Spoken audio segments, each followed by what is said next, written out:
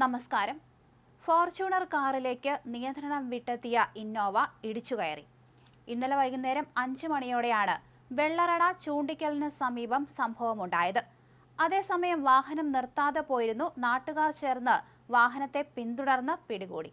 തടി ഗോഡൌൺ സ്ഥാപന ഉടമ രാജേഷ് കാറിൽ പുറത്തേക്കിറക്കുന്ന സമയത്താണ് പനച്ചമൂട്ടിൽ നിന്നും വെള്ളറടയിലേക്ക് വരികയായിരുന്ന ഇന്നോവ കാർ അതിവേഗത്തിലെത്തിയത്.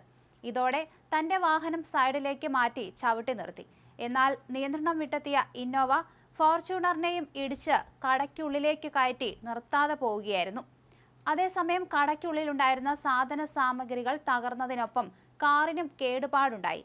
അപകടം സൃഷ്ടിച്ച ശേഷം നിർത്താതെ ഓടിച്ചുപോയ കാറിനെ മറ്റുള്ളവർ ചേർന്ന് പിന്തുടർന്ന് പിടികൂടുകയായിരുന്നു. പ്രദേശത്ത് തിരക്ക് കുറവായ സമയമായതിനാൽ വലിയ ദുരന്തമാണ് ഒഴിവായത്.